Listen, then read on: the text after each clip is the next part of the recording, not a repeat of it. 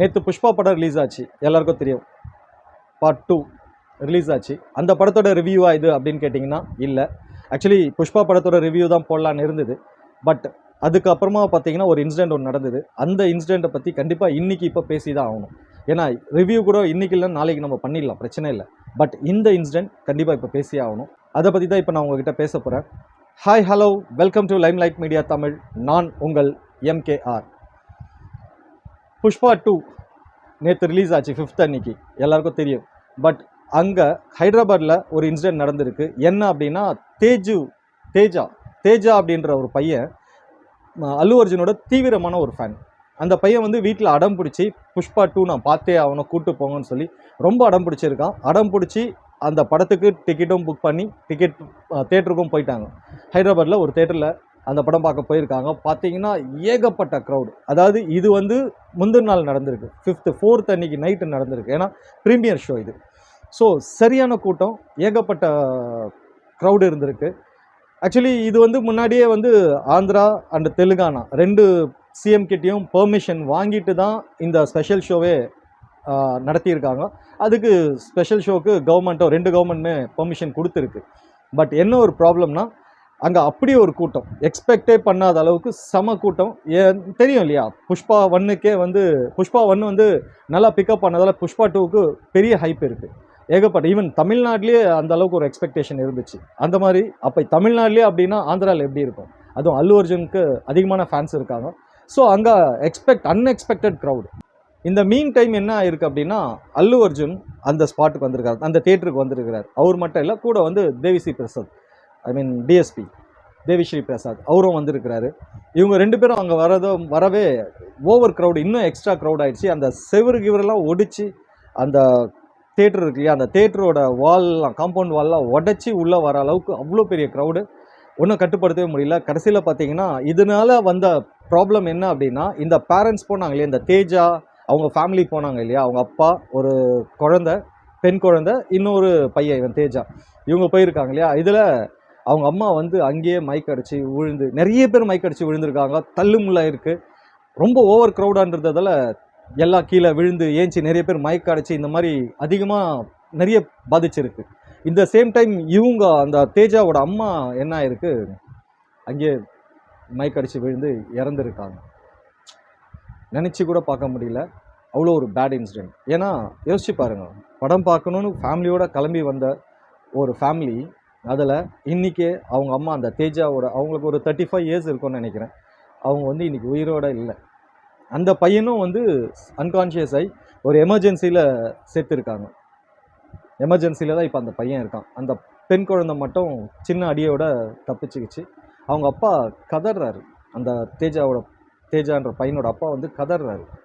நம்ம ஒரு நிமிஷம் இங்கே எல்லாருமே யோசிக்கணும், இது இன்றைக்கி இங்கே நடந்திருக்கு ஹைதராபாத்தில், நாளைக்கு இது சென்னையில் நடக்காதுன்னு என்ன நினச்சி. ஆல்ரெடி துணிவு படத்துக்கு இதே மாதிரி தான் நடந்தது. அது பட் ஆனால் அது வேறு இன்சிடென்ட், அது ஏறி டான்ஸ் ஆடி அதுக்கப்புறமா ஆன பிரச்சனை. பட் இருந்தாலும் நாளைக்கு இந்த மாதிரி இன்சிடென்ட் நம்ம சென்னையில் நடக்காதுன்னு நினச்சி. ஸோ நம்ம படம் பார்க்க போகிறது தப்பில்லை, படம் பார்க்குறது தப்பில்லை. பட் நம்ம மட்டும் அங்கே இல்லை, நம்மள மாதிரி பல ஃபேமிலிஸ் வருவாங்க, பல பேர் வருவாங்க, நம்மளோட வயசில் சின்னவங்க வருவாங்க, வயசானவங்க வருவாங்க. ஸோ இவங்களெல்லாம் நம்ம கொஞ்சம் மைண்டில் வச்சுக்கணுன்றது இந்த இடத்துல நான் கண்டிப்பாக ரிக்வஸ்ட்டாக கேட்டுக்கிறேன். பிகாஸ் நம்ம டிக்கெட் வாங்கிட்டோம், எப்படி இருந்தாலும் உள்ளே போகிறோம், படம் பார்க்க தான் போகிறோம். அதுக்குள்ளே எதுக்கு இந்த மாதிரியான ஒரு தள்ளுமுள்ளன்றது எனக்கு புரியவே இல்லை. ஏன் ஒரு 5 நிமிஷம் நம்ம பொறுமையாக போகிறதால என்ன ஆகிடப்போகுது? இது ஒவ்வொருத்தருமே அங்கே வந்திருக்க ஒவ்வொருத்தரும் அதை நினச்சிருந்தாங்கன்னா இந்த மாதிரி நடக்க வேண்டிய அவசியமே இல்லை.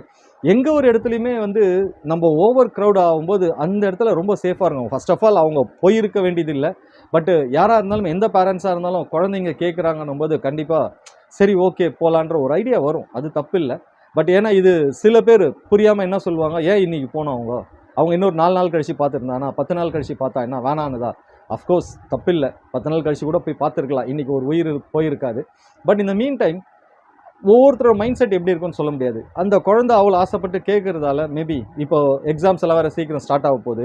ஸோ அந்த டைமில் வந்து படிக்கிறதுக்கு டைம் தேவை. ஸோ அந்த டைமில் எக்ஸாம்ஸ் நெருக்கத்தில் கூப்பிட்டு போக முடியாது அப்படின்னு கூட அவங்க நினச்சிருக்கலாம். அதால் இப்போ தானே சரி பரவாயில்ல பார்த்துட்டோம் அப்படின்னு நினச்சிருக்கலாம். ஏன்னா குழந்தைங்களோட ஆசைக்காக தான் ஒவ்வொரு பேரண்ட்ஸுமே இருக்கிறாங்க. இது இப்படியெல்லாம் ஆகும்னு அந்த ஃபேமிலிக்கு மட்டும் என்ன தெரியுமா? பட் இந்த மாதிரியான இன்சிடென்ட் இன்னைக்கு இங்கே நடந்தது நாளைக்கு எங்கே வேணாலும் நடக்கலாம். பட் நம்ம அந்த மாதிரி போகிறோம், அந்த மாதிரி இடத்துங்களுக்கு போகிறோம் அப்படின்னா, நான் இந்த வீடியோ பார்க்குற ஒவ்வொருத்தருக்கிட்டையுமே, யங்ஸ்டர்ஸ் கிட்ட எல்லாருக்கிட்டையுமே நான் கேட்டுக்கிறது என்னென்னா, மோஸ்ட்லி லேடிஸ் அந்த மாதிரி போகிறது ரொம்ப கம்மி, ஆனால் ஜென்ஸ் தான் அதிகமாக போவோம். ஒரே ஒரு ரிக்வஸ்ட் தான், என்ன அப்படின்னா, இந்த மாதிரியான டைம்லலாம் வந்து முடிஞ்ச வரைக்கும் நம்ம அடுத்தவங்களையும் மனசில் வச்சுக்கிட்டு, நம்மளோட வயசானவங்க வருவாங்க, நம்மளோட சின்ன வயசில் இருக்கவங்க வருவாங்க, குழந்தைங்க வருவாங்க, லேடிஸ் சில பேர் வருவாங்க. ஸோ அவங்களெல்லாம் நம்ம மைண்டில் வச்சுக்கிட்டு கொஞ்சம் பிஹேவ் பண்ணோன்னா நிச்சயமாக இந்த மாதிரியான இன்சிடெண்ட்டை தடுக்கலான்றது என்னோட ஒரு தாழ்மையான ஒப்பீனியன்.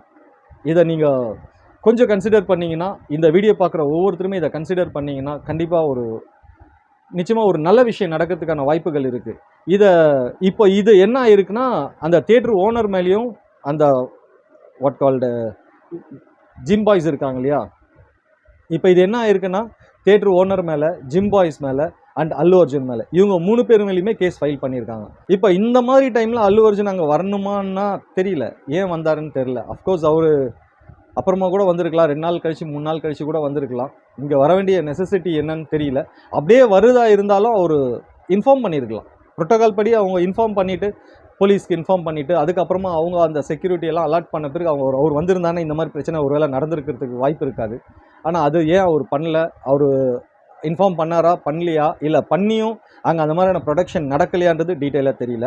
இந்த சேம் டைம் இது அட்லீஸ்ட் கண்டிப்பாக ஆனால் தியேட்டருக்காரங்களுக்கு இன்ஃபார்ம் பண்ணியிருப்பாங்க. அப்போ தியேட்டருக்காரங்களுக்கு இன்ஃபார்ம் பண்ணியிருந்தா அட்லீஸ்ட் அந்த தியேட்டருக்காரங்க வந்து அலாட் பண்ணியிருக்கலாம் போலீஸை. பட் அவங்களும் அதை மிஸ் பண்ணிட்டாங்க. அதனால இவ்வளோ பெரிய இன்சிடென்ட் நடந்திருக்கு. பட் இதில் ஜிம் பாய்ஸ் மேலேயும் கம்ப்ளைண்ட் ரைஸ் பண்ணியிருக்காங்க, அவங்க மேலேயும் எஃப்ஐஆர் ஃபைல் பண்ணியிருக்காங்க. பிகாஸ் இந்த மாதிரியான இன்சிடெண்ட்டில் அவங்க எப்படி இதில் எப்படி அவங்க மேலே கேஸ் வருதுன்றது தெரியல. ஏன்னா ஜிம் பாய்ஸ் அவரை ப்ரொடெக்ட் பண்ணுறதுக்கு தான் வராங்க, அவங்க ப்ரொடெக்ட் பண்ணியிருக்காங்க. இவங்க தள்ளுமுள்ளு ஏற்பட்டதுக்கு அவங்களுக்கும் இந்த ஜிம் பாய்ஸ்க்கு என்ன சம்மந்தம், என்ன காரணம்னு தெரியல. பட் அவங்க மேலே ஏன் கேஸ் போட்டிருக்காங்கன்றது தெரியல. பட் இவங்க 3 பேர் மேலே தான் வந்து கேஸ் ஃபைல் பண்ணியிருக்காங்க. முடிஞ்ச வரைக்கும் இந்த மாதிரியான பிளேசஸ் நம்ம போகும்போது நம்ம கொஞ்சம் இந்த மாதிரி ஒவ்வொருத்தருமே நினச்சா இந்த மாதிரியான இன்சிடென்ட்ஸை தவிர்க்கலான்றதுக்காக தான் இந்த வீடியோவை நான் மேக் பண்ணுது. நம்ம இந்த மாதிரி ஒரு இடத்துக்கு போகிறோன்னா இனிமேவாது இந்த வீடியோ பார்க்குற எத்தனையோ பேர் இருப்பீங்க, அவங்கெல்லாம் முடிஞ்ச வரைக்கும் இந்த மாதிரியான பப்ளிக் பிளேசஸ் போகும்போது, இந்த மாதிரியான சுச்சுவேஷன் நடக்கும்போது, க்ரியேட் ஆகும்போது கொஞ்சம் பொறுமையாக இருந்து, அடுத்தவங்களையும் நம்ம மனசில் வச்சுக்கிட்டு, வயசானவங்க, குழந்தைங்கன்னு சொல்லிட்டு எத்தனையோ பேர் இருப்பாங்க, அவங்களையும் நம்ம மனசில் வச்சுக்கிட்டு நம்ம கொஞ்சம் பொறுமையாக மூவ் பண்ணால் இந்த மாதிரியான இன்சிடென்ட்ஸ் அவாய்ட் பண்ணலாம். இது என்னோட humble request. That's it for today. இதை உங்ககிட்ட கன்வே பண்ணணும்னு நினச்சேன். My job has done. நல்லதை யோசிப்போம், நல்லதை பேசுவோம், நல்லதை செய்வோம், நல்லதே நடக்கும். பாய்.